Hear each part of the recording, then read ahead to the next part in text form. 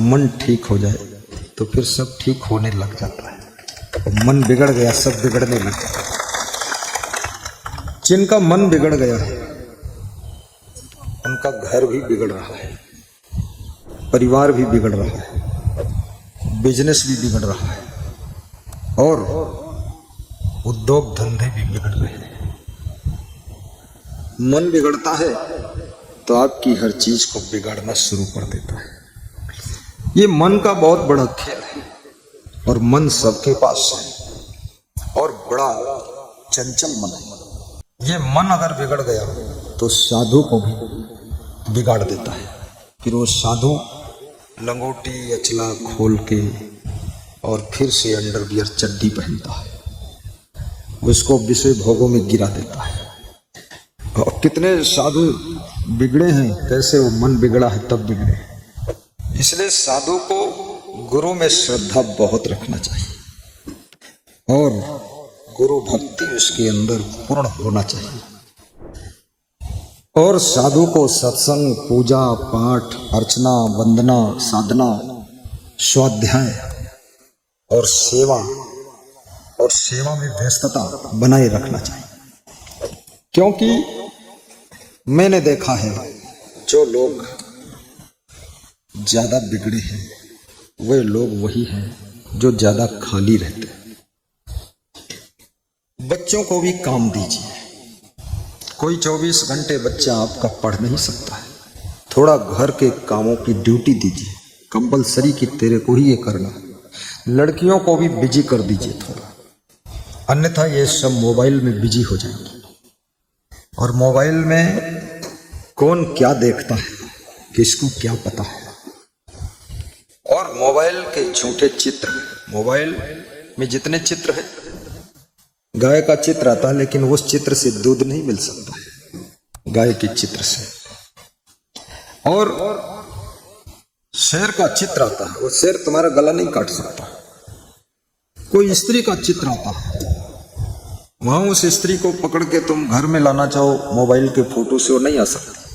कोई पुरुष का चित्र आता है, उसको तुम मोबाइल से निकाल के बाहर पकड़ना चाहो तो नहीं पकड़ सकते। जब फर्स्ट बार टीवी में प्रवचन आया तो बहुत भक्त लोग कहते थे 20 मिनट आता है बंद हो जाता, तो मन होता है टीवी का आगे का कांच स्क्रीन फोड़ के निकाल लो आपको और फिर सुनाओ सत्संग। 20 मिनट होता है, बड़ी श्रद्धा। लेकिन उसमें टीवी फोड़ भी दो तो भी कुछ नहीं मिलेगा, जो चित्र है वो भी चला जाएगा, खत्म हो जाएगा। परंतु ये चित्र तुम्हारे चरित्र को प्रभावित करते हैं, तो चित्र और चरित्र को प्रभावित करते हैं, आपके मन को प्रभावित करते हैं, आपके विचारों को प्रभावित करते हैं। और ये चित्र आपकी संपूर्ण जिंदगी को इफेक्ट कर देते हैं और जिंदगी वहां से मुड़ती है किसी तरफ। इसलिए विद्यार्थियों को और साधुओं को और महिलाओं को, भक्तों को, पुरुषों को, इनको मोबाइल का प्रयोग बड़ी सावधानी से करना चाहिए। पाकिस्तान की स्त्री मोबाइल के माध्यम से हिंदुस्तान में आकर पाकिस्तानी पति को त्याग कर हिंदुस्तानी पति का चुनाव करती है। ये मोबाइल का देखिए कॉम्बिनेशन कितना खतरनाक है। हिंदुस्तान की लड़की यहाँ से छलांग मारती है, पाकिस्तान चली जाती है। अब न उसको अपने माँ के प्रति प्रेम रहा, न पिता के प्रति, न बहनों के प्रति, न तो भाइयों के प्रति, न तो पड़ोसियों के प्रति, न रिश्तेदारों के प्रति, न देश के प्रति। देश ही छोड़ दिया। ये वासना बहुत खतरनाक है। इस वासना के चंगुल में जो आ गया वो फिर अपने बाप की भी हत्या कर सकता है, आश्रम की भी सत्यानाश मार सकता है। ये वासना कोई साधारण नहीं। इस वासना ने कितने लोगों की जिंदगी को जहर बना दिया है। और जो वासना को नियंत्रित कर लेता है वो जिंदगी भर हंसता रहता है, मुस्कुराता रहता है और उसके समान दूसरा कोई सुखी नहीं दिखाई देता। ये वासना। मैं सवेरे पद यात्रा निकलता हूँ, हमारे साथ में सत्यनारायण मास्टर साहब जाते हैं, जिनके मकान में ठहरा हूँ। इनका बहुत बड़ा योगदान है, पूरा मकान दे दिया, 3 दिन के लिए दिया है, चौथे दिन कल वापस लेंगे ये। और ये मेरे साथ जाते हैं। तो मैं रास्ते में जो लोग निकलते हैं उनके चेहरे देखता हूँ। कोई 40 साल की उम्र का है, कोई 30 साल का है, लेकिन सबके चेहरों पर मुझको भारी टेंशन की रेखाएं दिखाई देती हैं, चिंता की लकीरें दिखाई देती हैं, और मुझे दिखता है लोग खुश नहीं है। कोई साइकिल से जा रहा, कोई मोटरसाइकिल से जा रहा है, कोई ऑटो में जा रहा है, लेकिन खुश नहीं। और हम पैदल जा रहे हैं 3-4 किलोमीटर की यात्रा, हम हंस रहे हैं, रास्ते में ठहाका लगा रहे हैं।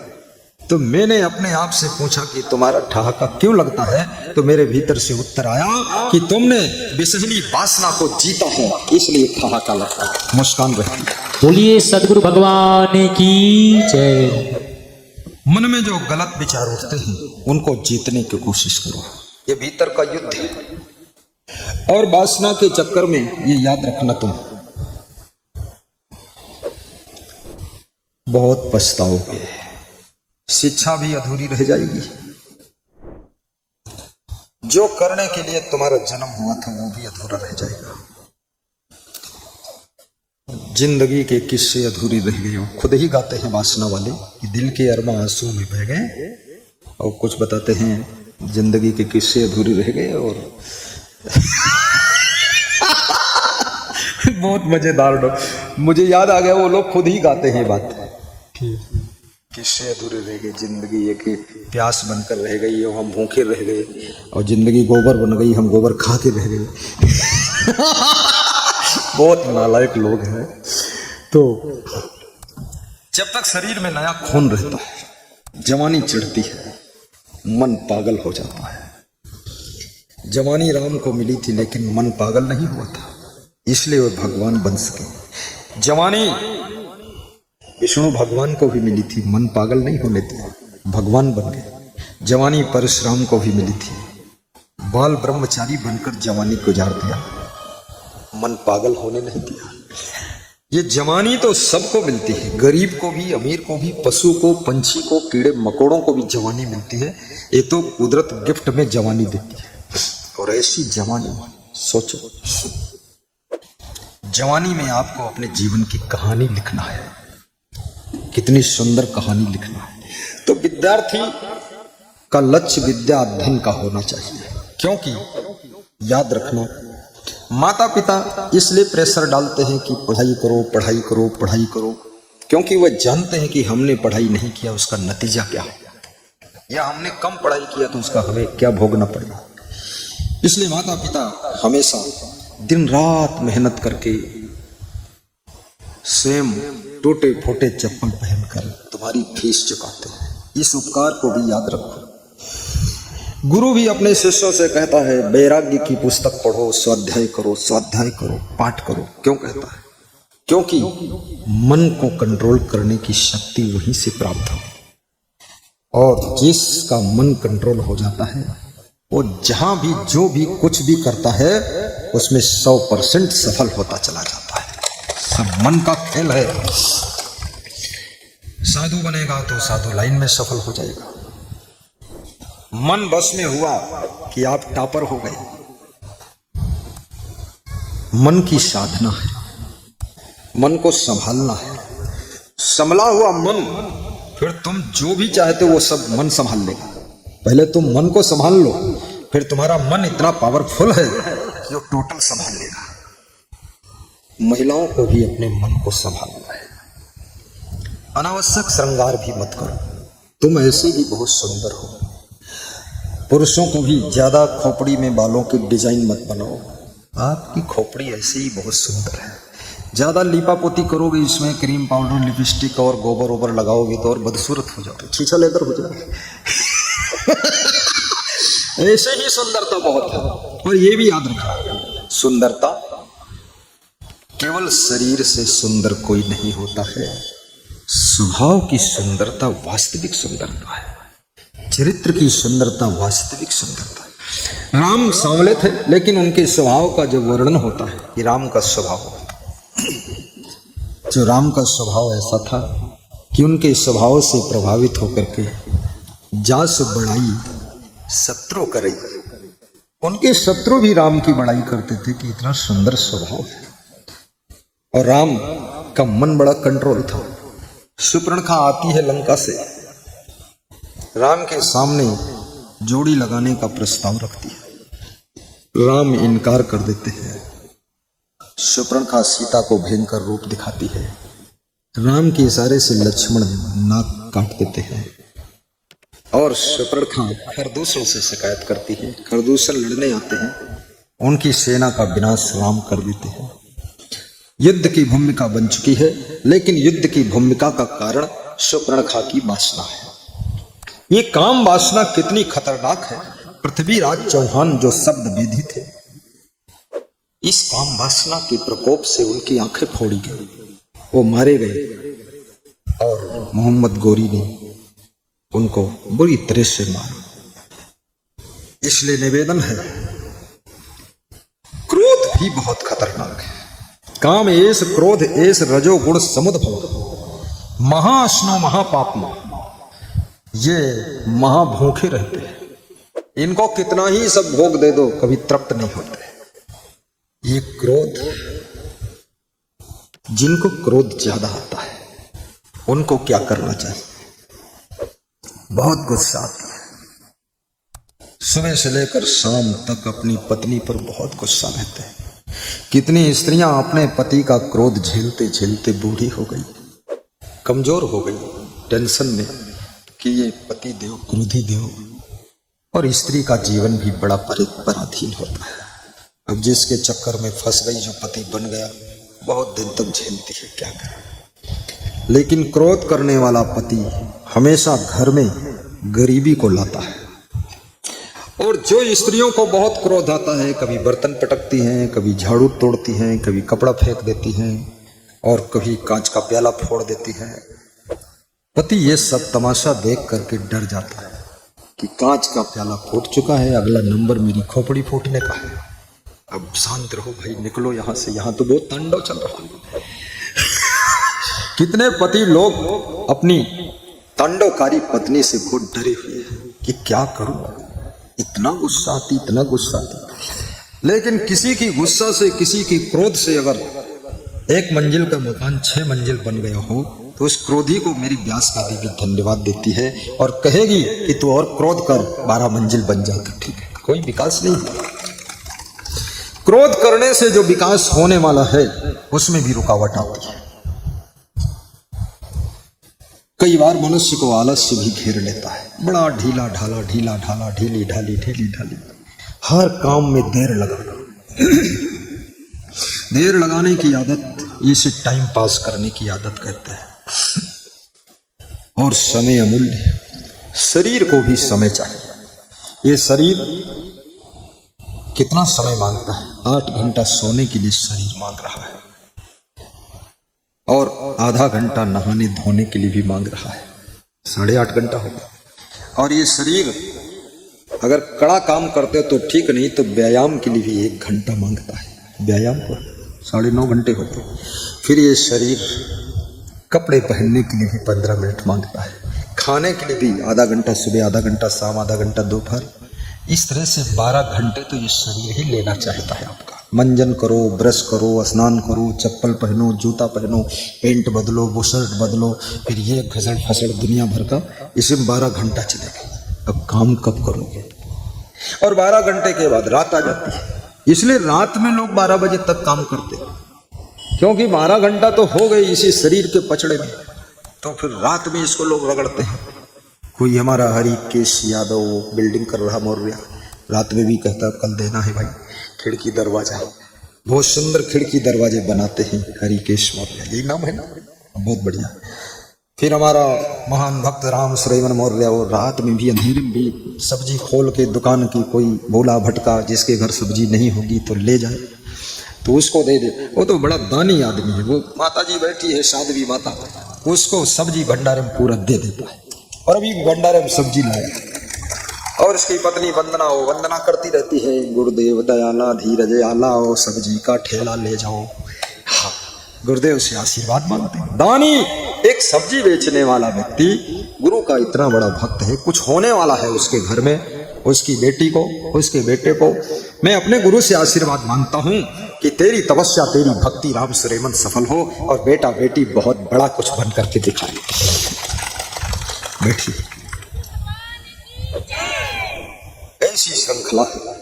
रामनाथ चाट वाले महमूदाबाद अवध बन्नी गांव के निवासी जब हम जाते थे, गरीब थे, चाट बेचते थे, तो चाट का ठेला पूरा ले आते थे जहां हम निवास करते थे, ठेला लगा देते थे। बोले ठेला भी धोया हूँ, बर्तन भी धोया हूँ, खुद नहाया हूँ और चाट बनाया हूँ और संतों को चाट चटाने के लिए लाया हूँ। तो संतों को मैं आज्ञा देता था कि आज जाओ चाट चाटो जाकर। संत ठेला के चारों ओर खड़े होकर चाट चाटा, 2-4 बार चाटा। यहाँ चाटने में आनंद भी आता है।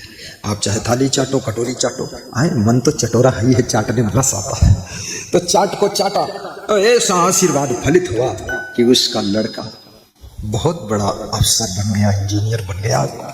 तो बोला प्रोग्राम तो कराऊंगा ही और पहला वेतन आपको दान दूंगा।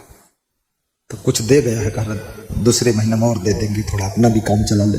हमने कहा समझ जाओ, चलाते रहो। ये भक्ति की शक्ति है।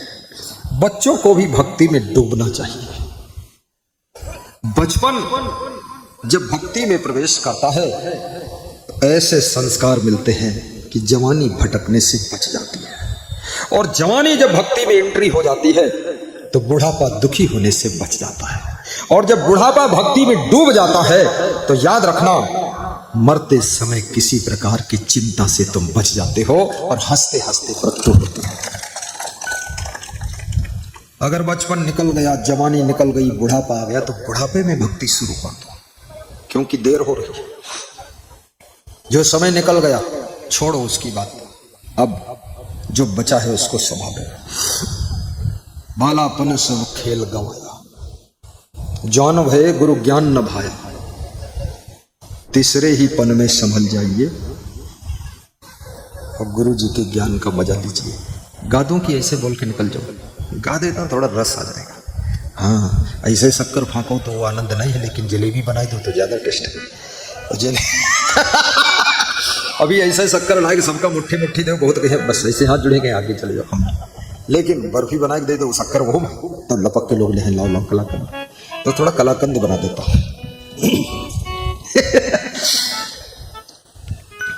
बालापन सब खेल गवाया, जाने भय गुरु ज्ञान न भाया। जवानी में गुरु का ज्ञान भाता नहीं, सुहाता नहीं। और जिनको जवानी में गुरु का ज्ञान अच्छा लगने लग जाए तो समझ लेना पूर्व जन्म का बहुत बड़ा पुण्य करके वो आत्मा आई है। तो जवानी में साधु बहुत कम लोग बन पाते हैं। ज्यादातर लोग गृहस्थ आश्रम करके फिर उसमें कहीं कबीर नल झेले के झेला, कौन गुरु है कौन है चेला, ठेले के ठेला, और फिर 70 साल की उम्र में साधु जैसे ओढ़नी ओढ़ के बैठ के कहते साहिब बंदगी, साहिब बंदगी। हाँ, जवानी में मन ने भटका दिया है। जवानी आते ही माता पिता के पास भी बैठने का मन नहीं होता। माता पिता बुलाते रहते, आओ राजू आओ बैठो थोड़ा, हाँ अभी आते हैं, आओ कविता कुंवारी कविता आओ बैठो थोड़ा, हाँ अभी आती हो, थोड़ा बिजी हो पढ़ाई में। माँ बाप के पास बैठने का मन नहीं। ऐसा जवानी का नशा है। गुरु के पास भी बैठने का मन नहीं होता। जिस साधु का मन बिगड़ने लग जाता ना, गुरु के पास कम बैठता है, थोड़ा आएगा फिर निकल लेगा। गुरु कहेगा फिर से बुलाओ उसको, फिर आएगा, दांव मार रहा कि जरस गुरु की नजर आउट हो निकल जाएगा। बड़ा बेईमान आदमी। जिसको माँ के साथ बैठने में आनंद आता है वो बेटी केवल बेटी नहीं है, याद रखना वो कोई देवी की आत्मा तुम्हारे घर में पैदा हो। जिस बेटे को अपने बाप के साथ बैठने में रस आता है, बाप के साथ दोस्ताना करने में आनंद आता है, वो बेटा भी कोई देवपुत्र पैदा हो, देवपुत्र है। अरे दोस्ती करना है तो माँ बाप से कर लो ना, मित्रता कर लो उनसे, गुरु से मित्रता कर लो। ये लफंगे लोगों को दोस्त क्या बनाते हो? शराब पीने वाले, मांस मछली खाने वाले लफंगे लोग, फटी अंडरवियर पहनने वाले, इनको दोस्त बनाते हैं। सखी सहेली अलवेली जलवेली किसी को नहीं बनाना है। सबसे बड़ी सखी और सहेली तुम्हारी माँ है और तुम्हारी दादी माँ है, उनको सहेली बनाना।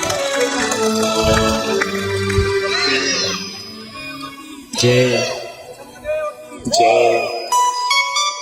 मैं बड़ोदरा शहर में था, मैं गुजरात में, बड़ोदरा गुजरात में। तो किसी घर में पधरौनी गया था।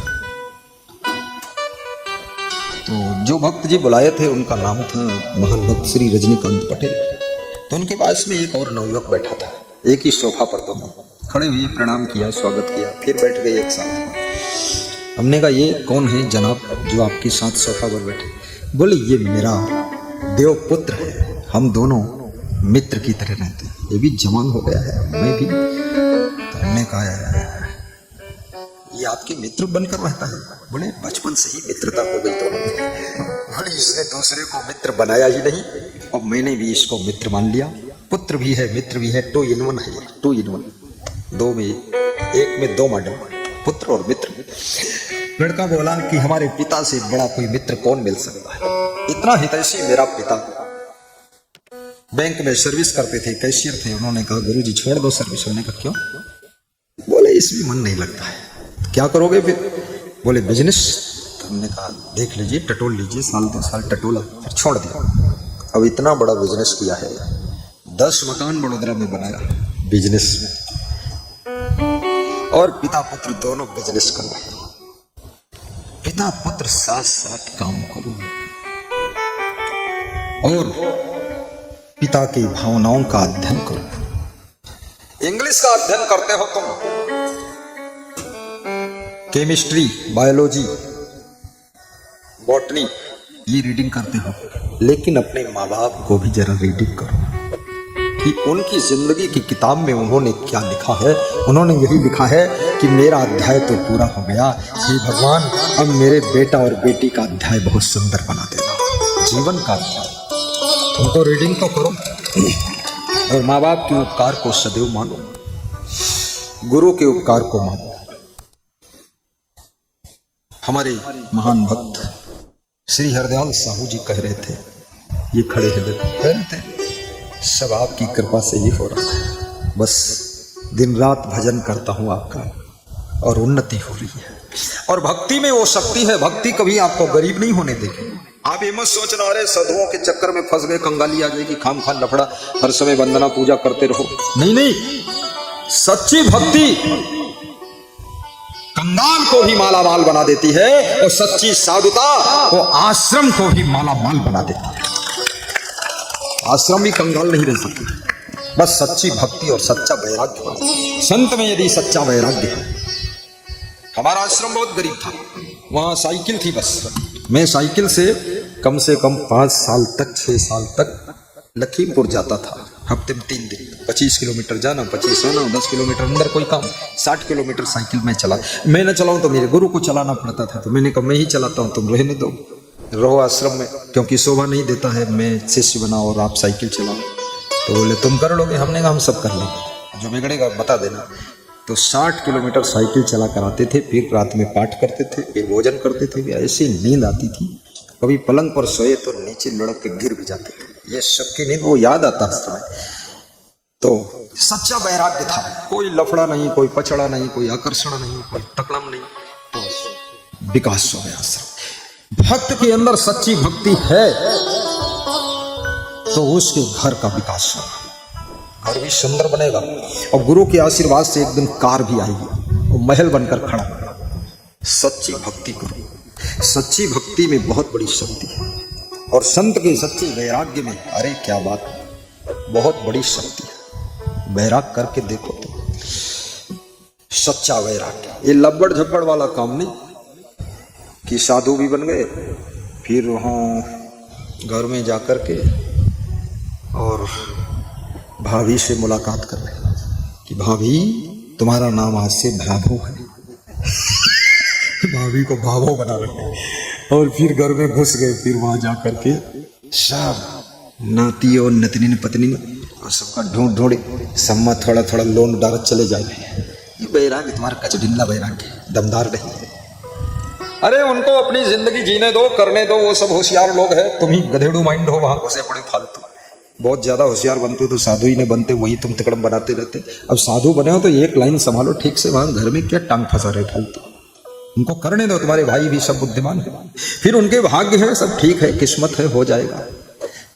लेकिन सच्चा वैराग्य कभी मोह नहीं करता है, और सच्चा वैराग्य किसी वासना में नहीं फंसता है। और जहां सच्चा वैराग्य होता है ना, काम क्रोध लोभ मोह ईर्ष्या द्वेष अहंकार सब बस में हो जाते हैं। दया क्षमा संतोष प्रेम ज्ञान की धारा बहती है। सच्चा वैराग्य, बोलिए सद्गुरु भगवान की जय। सच्चा वैराग्य आता है तो चाय पीने का भी मन खत्म। चाय और कॉफी और दूध घी शक्कर मलाई रबड़ी जो सहज रूप से मिल गया, विवेक से उचित है, उसको ग्रहण कर लेता है संत। बाकी कुछ नहीं, सब ठीक है, आनंद आनंद। सच्चा वैराग्य, और सच्चा वैराग्यवान संत मिल जाए, जैसे डॉक्टर करण साहब कह रहे थे ना कि वो भूमि भी धन्य हो जाती है। सच्चा भक्त जहां रहता है वो घर भी धन्य है। धन्य माता पिता धन्य गोत्रम धन्यम कुलोद्भव धन्या च वसुधा देवी यत्र स्यात् गुरु भक्तता। वो माँ धन्य है, पिता धन्य है, धरती धन्य है, कुल धन्य है, गोत्र धन्य है। जहां पर गुरु भक्त का जन्म होता है वह माता पिता भी धन्य होते हैं।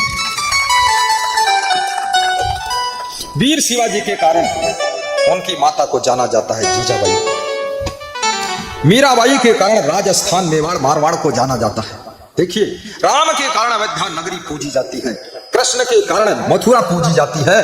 और याद रखना, काशी में तो भगवान शंकर विराजमान है, इसलिए काशी की भी पूजा होती है, उसको तीर्थ माना जाता है।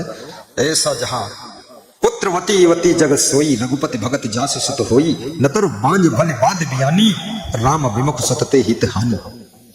सुमित्रा जी ने लक्ष्मण से कहा था, लक्ष्मण तुम राम के साथ में वनवास जाना चाहते हो, इससे बड़ी मेरे लिए क्या खुशी होगी कि मेरा पुत्र भगवान की भक्ति करेगा। ये राम तेरे भाई हैं, लेकिन ये भगवान हैं, इनकी सेवा करके पूरी दुनिया का कल्याण होगा। और तू कितना किस्मत वाला है, तू भगवान का भाई बनकर पैदा हुआ है। जा साथ में इनकी सेवा कर, मेरी सेवा की जरूरत नहीं है। भगवत भक्ति करके तर जाते लक्ष्मण जाते। और लक्ष्मण को जाते जाते सुमित्रा ने समझाया कि एक बात याद रखना, जही न राम बने लाई कलेसो सोई सुत करे हो ये उपदेशो। जिससे राम को वन में कोई कलेश ना हो, कष्ट ना हो, दुख ना हो, चिंता ना हो, हे मेरे पुत्र वही कार्य करना, मनमानी मत करना, मोडी डूडी मत बनना। कितने लोग मोडी डूडी होते हैं। जब तुम्हारी बेटी ससुराल में जाए तो हर माँ को समझा कर भेजना चाहिए, पिता को भी समझा देना चाहिए कि ससुराल में जाना बेटी, लेकिन तेरे किसी कृत्य से और तेरे किसी भी वाणी से तेरे सास ससुर को, पति को, देवर को, देवरानी को, जेठानी को कष्ट ना हो, ये बात ध्यान रखना। वहां रहना और पहुंचना तो सबको रेस्ट मिलना चाहिए, कष्ट नहीं मिलना चाहिए। इतना काम बेटी करना, वहां जिद मत करना, मोडी डोडी मत बनना, बीमार बनकर पड़ी मत। कितनी लड़कियां शादी के बाद तो अधमरी हो गई, बस एक दो बार ससुराल से लौटी लंगड़ाते होती, डनगन डनगन, क्या हुआ, अरे सिर दर्द, फिर क्या हुआ, कमर दर्द, फिर क्या हुआ, घुटनम दर्द, फिर क्या हुआ, रोयम दर्द, नौटंकी बराज धरी। अरे नहीं, ससुराल पहुंचे सारे कारोबार को संभाले, शिष्य बनो, संत बनो, आश्रम पहुंचे गुरु के पास में, गुरु के सारे सिस्टम को संभाले। ऐसे कोढ़ी शिष्य बन गए, कोढ़ी बहू आ गई, सब घर में बदबू मची पड़ी, झाड़ू तक नहीं लगाती। कितने लोग सोचते हैं काम करना पाप है, लेकिन भोजन बनाना पाप और भोजन खाना पुण्य है। खा लो। जब भोजन बनाना पाप है तो जिसने बनाया तो पाप किया, और पाप से पाप ही हुआ, और पाप को खा लिया तो आप कौन हुई? अब तो महापापी हुए, पाप खाए बेटे।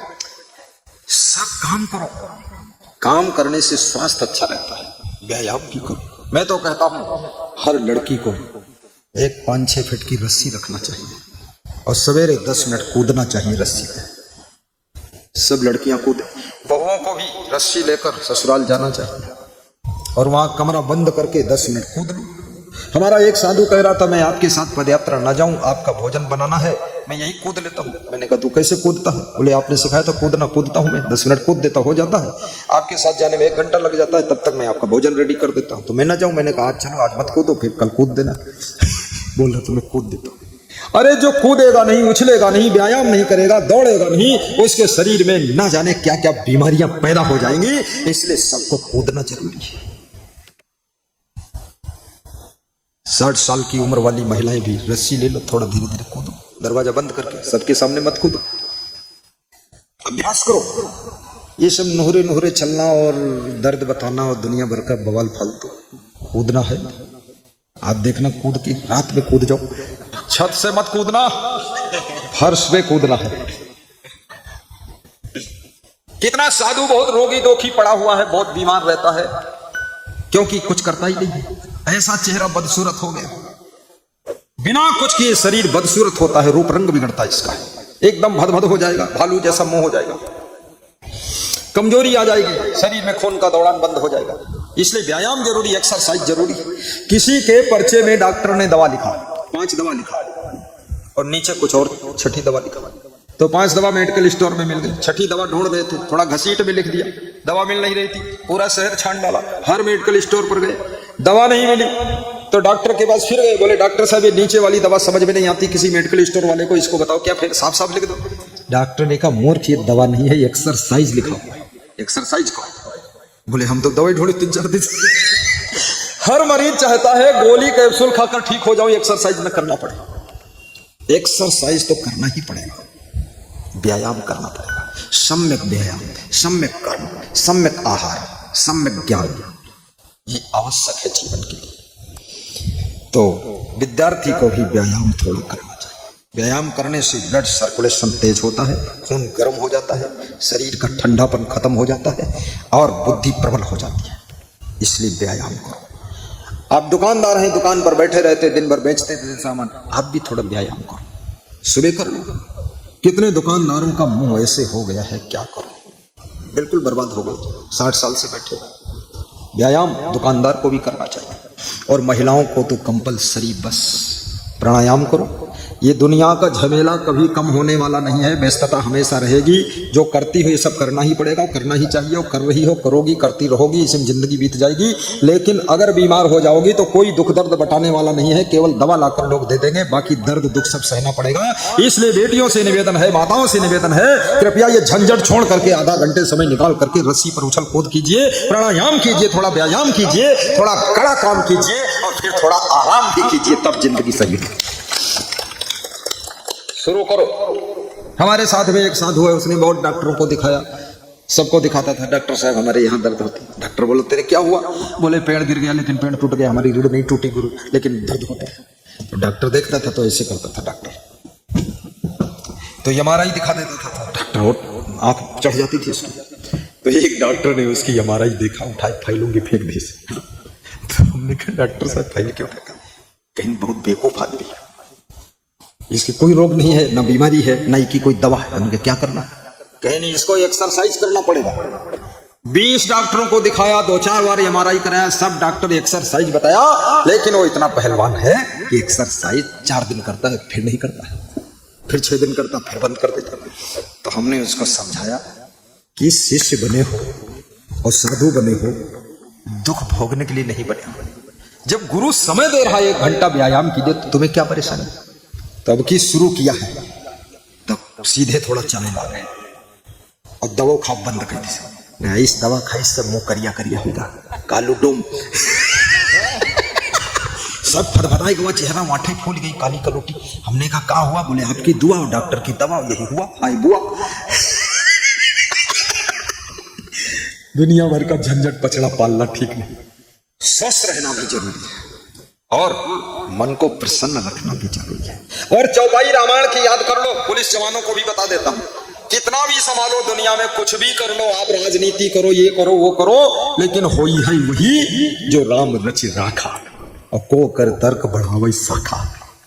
जो होनहार है भाग्य में है तो हो ही जाइए, कितनों संभालते रहो, रात भर जागो, टेंशन लो, लेकिन हो ही वही।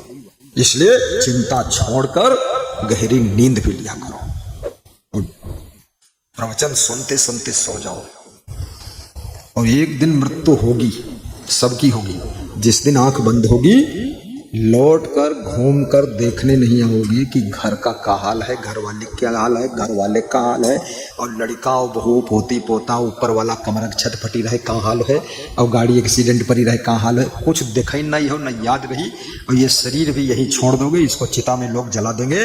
इसलिए मूर्खता छोड़ करके थोड़ा व्यायाम भी करो, उन्नति भी करो, ठाका लगा कर हंसा भी करो।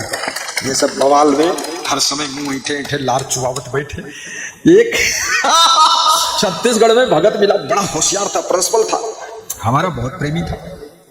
जब मैं जाता था उसको माइक में टाइम देता था बोलने, बहुत अच्छा बोलता था, बिल्कुल फर्स्ट क्लास। बोला छत्तीसगढ़ की गली गली में तुम्हारी पूजा होगी गुरुदेव, और जो लोग आपको नहीं मानते वो भी सब मानेंगे, और घर घर में फोटो आपका लगेगा, ऐसे बोलता था। उसकी पत्नी मर गई, साल बाद मिला तो लार चुआता था, हल्का लकवा अटैक हुआ, तो हमने कहा क्या हाल है, तो साफ बोल नहीं पाता था, बोला पत्नी मर गई है, और रोने लगा। तो हमने कहा प्रिंसिपल थे और टीचर थे, 50,000 बच्चों को ज्ञान दिया, समझाया, और मेरा प्रवचन भी सुना, और उनके बावजूद लार टपकावट और रोत बैठ शोभा देता है, इसमें हमारा भी अपमान है। अरे गुरु चेला कहीं दुखी हो। तो हमने कहा सबकी पत्नी मरती है, तुम्हारी पत्नी कोई स्पेशल कंपनी से नहीं आई जो मर गई, हम तो साफ ही बता दी थे। तो बोले हाँ यह बात तो सत्य, हम कहते यह बात सत्य है तो यह बात कहे फिर लड़चुआ रोत कहे नाक कहे छिलकती। तो बोले अरे ज्ञान थोड़ी देर रहते फिर ज्ञान चला जाते, फिर वह यादें आते। हम कहते ये ज्ञान नहीं है, ज्ञान हो जाता है तो फिर कभी जाता ही नहीं है। आप चिंता छोड़िए, अपनी पत्नी की आत्मा की सदगति के लिए पुण्य कीजिए, भंडारा कीजिए, ध्यान लगाइए, गुरु से आशीर्वाद मांगिए। अब रोने धोने की और टेंशन लेने की और इतनी चिंता करके ये लकवा अटैक करवाने की जरूरत नहीं है। थोड़ा मस्त तो थोड़ा हंसा जोर से ताली बजाए ठहाका मारे, आधी तबीयत ठीक हो जाए। किसी का पति मरेगा, किसी की पत्नी मरेगी, किसी का बाप मरेगा, किसी का बेटा मरेगा, किसी का भाई मरेगा, किसी की देवरानी जेठानी मरेगी, ये न जाने हमहू मर जाए। और कबीर साहब कहते यूं नहीं जानत कि हमहू मर जाए, दूसरे को मरे बदरौत फालतू। तो ये मृत्युलोक है, यहाँ गए राम हो गए लक्ष्मणा, संग न गई सीता इसी धना, जात कौरवे लाग न बारा, अब गए भोज जिन साजल धारा, गए पांडव कुंती ऐसी रानी, और गए सहदेव जिन बुद्धिमति ठानी, सर्व सोने की लंका उठाई, चलत बार कुछ संग न जाई, जाकर कुरिया अंतरिक्ष छाई, और सो हरिचंद्र दिखल नहीं आई। हरिश्चंद्र का भवन ऐसा ऊंचा था कि आकाश में छू रहा था, उसको लौटकर देखने नहीं आए राजा हरिश्चंद्र। जाकर कुरिया अंतरिक्ष छाई, सो हरिचंद्र दिखल नहीं आई, मूर्ख मनुष्य बहुत संजोई, अपने मरे और लग रोई, ई जाना न जाना हम हूं मर जेबे, टका 10 बढ़े और नहीं खाइबे, अपनी अपनी करी गए लाग ने कहो के साथ, अपनी करी गई रावणा अपनी दशा के नाथ। तो कर्म ही तुम्हारा साथी है, इस उलझन में क्यों पड़े फिर। विद्यामित्रम प्रवासेषु भार्यामित्रम गृहस्था, व्याधितस्यौषधम मित्रम धर्मो मित्रम व्रतस्य च। आप जब विदेश में होते हैं तो मित्र का काम विद्या करती है, जब आप बीमार होते हैं औषधि मित्र का काम करती है, जब आप विद्यामित्रम गृहेषु च भार्यामित्रम गृहेषु, घर में तुम्हारी मित्र तुम्हारी पत्नी है, और जब मरते हो तब तुम्हारा मित्र धर्म है और कोई नहीं, इसलिए धर्म कमाई। सुषेण वैद्य ने कहा था राम से कि मैं लक्ष्मण का इलाज करूं, यह धर्म, क्योंकि मैं रावण का कर्मचारी हूं, उसका वैद्य हूं, आप रावण के दुश्मन हैं, आपके भाई का इलाज करना मेरा धर्म नहीं बनता। बोलो क्या करूं, तुम कहो तो मैं धर्म कर दूं। तो राम ने क्या कहा, बहुत अच्छा जवाब दिया। ए सुषेण वैद्य सुन लो, हर चीज इस जगत की, हर चीज इस जगत की कुर्बान धर्म पर है, कुर्बान धर्म पर है। राम कह रहे हैं सुषेण वैद्य, भाई तो भाई, मैं तो मैं, इस जगत की हर चीज धर्म के नाम पर मैं कुर्बान कर दूंगा। हर चीज इस जगत की कुर्बान धर्म पर है, और धन मकान संपदा जी जान धर्म पर है, जी जान धर्म पर है। धन मकान संपदा जी जान धर्म पर है, जी जान धर्म पर है। देखिए धर्म नहीं छोड़ेंगे, राम कहते हैं जी जान चली जाए लेकिन धर्म नहीं छोड़ूंगा। कालो के घर बिके थे पुरखे हमारे जाकर, कालू डोम के घर हमारे पूर्वज राजा हरिश्चंद्र बिक गए थे, डोम के यहाँ मरघट पर पानी भरते थे राजा हरिश्चंद्र, सत्य धर्म के नाम पर बिक गए थे। विश्वामित्र जैसा गुरु सब कुछ दान करा लिया था, विश्वामित्र परीक्षा ले रहे थे, कुंजी लगाम मांगेंगे, कुंजी लगाऊं, लेकिन विश्वामित्र ये कर सकते हैं और राजा हरिश्चंद्र के साथ ही हो सकता है, पर मैं ऐसा गुरु हूं, ना आपकी कुंजी लूंगा न लगाम लूंगा। मैं आपको मरघट पर पानी भरने के लिए तैयार नहीं करूंगा। मैं आपको ऐसा योग्य बनाऊंगा कि पाइपलाइन से पानी सब जगह भेज सकूं। झंझट खत्म। मरघट पर बाल्टी भर भर पानी डाल कौन बुद्धिमानी। कालों के घर बिके थे पुरखे हमारे जाकर, रघुकुल की ये जो संपदा संतान धर्म पर है, संतान धर्म पर है। रघुकुल की ये जो संपदा संतान धर्म पर है, संतान धर्म पर है। राम अपने आप को रघुकुल की संपदा कहते हैं। आप जिस परिवार में पैदा हुए हो, जिस कुल में पैदा हुए हो, आप उस परिवार की संपदा हैं। आप दौलत हैं। आप केवल बेटा बेटी नहीं है, आप बहुत बड़ी संपत्ति है, संपदा।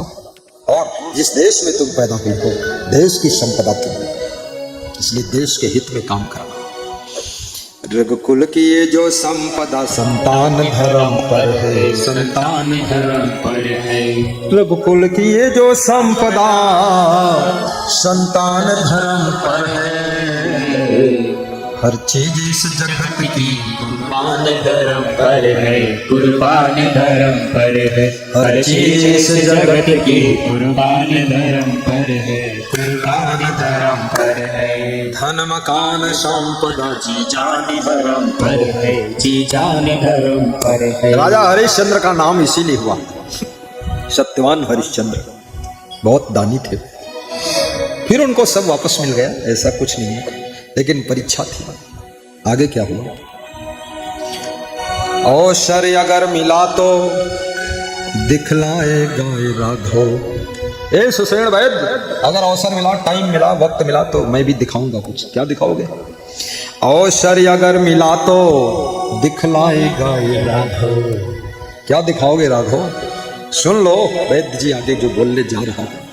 अरे भाई सहित स्वयं भी, भाई सहित स्वयं भी बलिदान धर्म पर है, बलिदान धर्म पर है। भाई सहित स्वयं भी बलिदान धर्म पर है, बलिदान धर्म पर है। धन मकान संपदा जी जान धर्म पर है, जी जान धर्म पर है। धन मकान संपदा जी जान धर्म पर है, जी जान धर्म पर है। धन मकान संपदा जी जान धर्म पर है। हर चीज इस जगत की कुर्बान धर्म पर है, कुर्बान धर्म पर है। हर चीज इस जगत की कुर्बान धर्म पर है, कुर्बान धर्म पर है। धर्म कितनी बड़ी चीज है।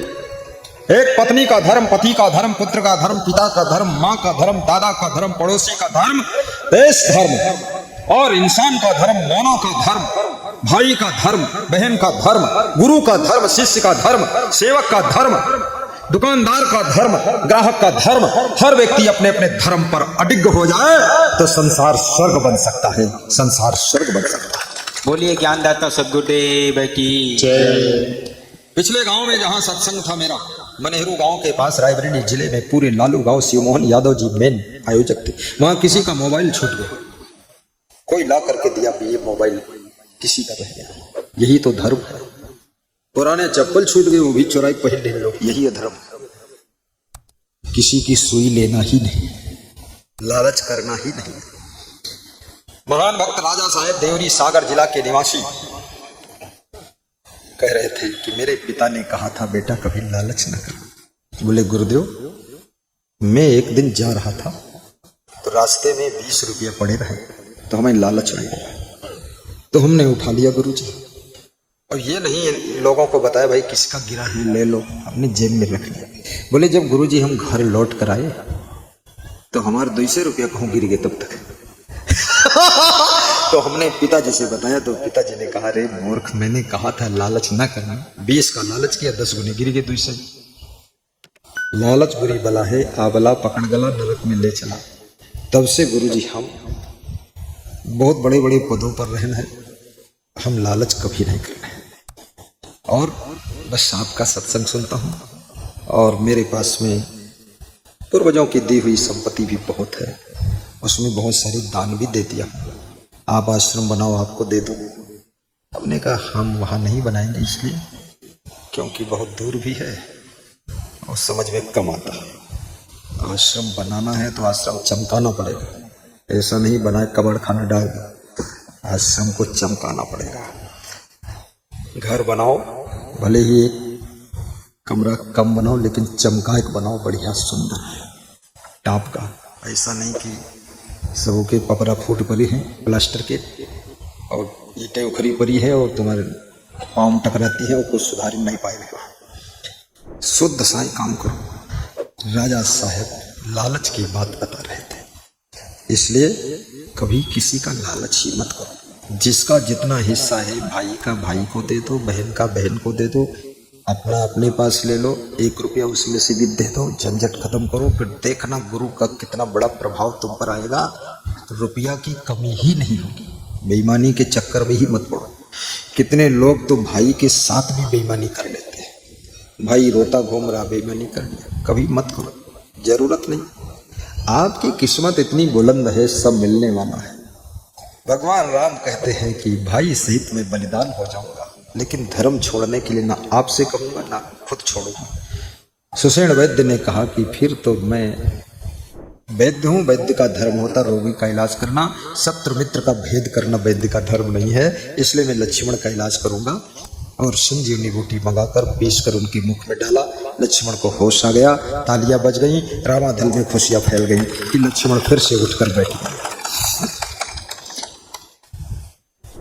अपने अपने धर्म का अनुपालन करो, परस्पर प्रेम से रहो। अर्ब खर्ब लो द्रव्य हो, उदय अस्त लो राज, भक्ति महातम न तुलई सब कौने काज। और भक्ति कैसे करना चाहिए? प्रथम भगति संतन कर संगा, दूजी रति मम कथा प्रसंगा, गुरुपद पंकज सेवा, तीसरी भक्ति अमान, चौथी भक्ति मम गुण गणी, करे कपट कचिकान, मंत्र जाप मम दृढ़ विश्वासा, पंचम भक्ति सुवेद पिपासा, छठम शील विरति बहु कर्मा, निरत निरंतर संचित धर्मा, सत्वं सब मोह जग देखे, अधिक संत कर देखे, यथा नाग संतोषा, सपने मुनि देखहि पर दोषा, नवम नाम्र सब सोच रहीना, मन भरोस ही हर्षण दीना, नवमा जिनके कहो होई, नारी पुरुष सचराचर कोई, सो अतिशय प्रिय भामिनी मोरे, सकल प्रकार भक्ति धन तोरे। प्रथम भगत संतन कर संगा, दूजे रति मम कथा प्रसंगा, प्रथम भगत संतन कर संगा, दूजे रति मम कथा प्रसंगा, दूजे रति मम कथा प्रसंगा। जो गुरुदेव कथा सुनाते हैं, प्रवचन सुनाते हैं, उन प्रसंगों को प्रेम से सुनना, ये दूसरी भक्ति है। और तीसरी भक्ति गुरु के कमल रूपी चरणों की निर्मलता से सेवा करना। चौथी भक्ति छल कपट छोड़कर इष्ट देव का गुणगान करना। पांचवी भक्ति जो मंत्र गुरु ने बताया है उसको सुबह शाम जप करना, मनन करना। और छठी भक्ति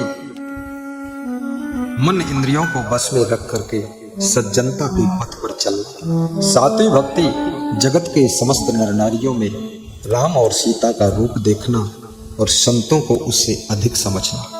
आठवीं भक्ति जितना प्राप्त हुआ है उसमें संतोष रखना, जो जरूरत है उसके लिए प्रयत्न करना। नवीं भक्ति छल कपट छोड़कर हर्ष और शोक से ऊपर उठकर गुरुदेव का ध्यान करना, भक्ति का प्रचार करना। 9 में से एक भी भक्ति हे शिवरी जिसमें होगी वो मेरा प्रिय है। और तेरे में तो 9 भक्ति पूरी टोटल है, इसलिए तू मुझे बहुत प्रिय है। ये सुग्री को राम ने भक्ति की कहानी सुनाई है। और साथ में श्री कृष्ण कहते हैं, अर्जुन भक्ति बहुत सरल है। संतुष्टा सततम योगी यतात्मा दृढ़ निश्चया मयि अर्पित मनोबुद्धि यो मद भक्ता समे प्रिय अद्वेष्टा सर्वभूता नाम मैत्रः करुण एव च निर्ममो निरहंकारः सम दुख सुखाच्छम। श्री कृष्ण कहते हैं, किसी से द्वेष ना करना वो मेरी भक्ति है, और निस्वार्थ मित्रता करना उसका नाम भक्ति है, और बिना किसी जरूरत के दूसरों पर करुणा कर देना ये भक्ति है, और दुख सुख में समान रहना, दुख में दुखी न होना, सुख में फूलना नहीं, ये भक्ति है।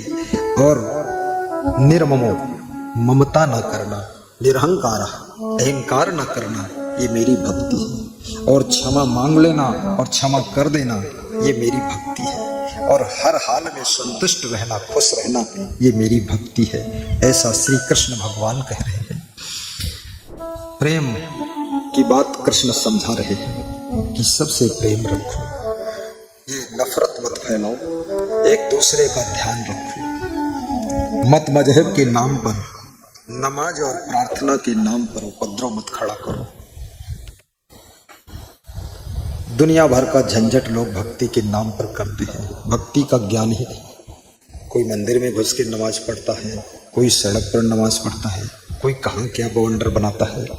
अरे याद रखना, अल्लाह और ईश्वर भगवान ये सब उनके संदेश को मानो, वही पूजा है, वही पाठ है, वही नमाज है, वही अर्चना वंदना इबादत है। उनका संदेश क्या है?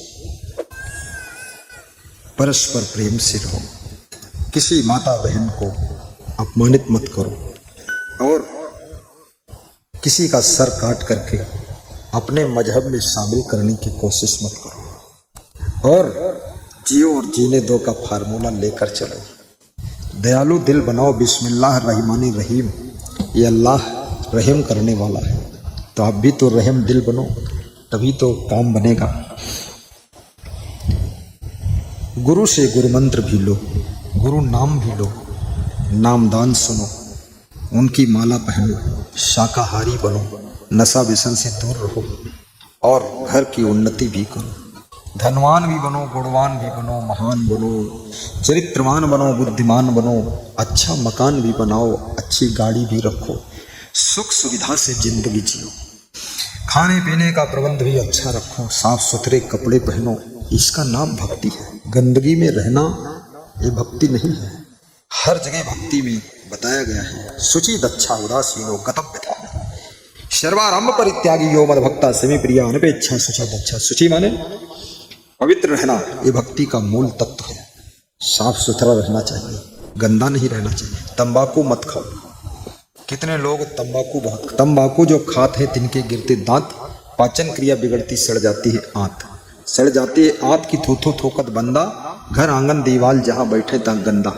थोड़े में कह दिया दोस्त ज्यादा क्या आंकू, जल्दी दीजिए छोड़ यार खानी तंबाकू, तो छोड़िए जल्दी से इसको।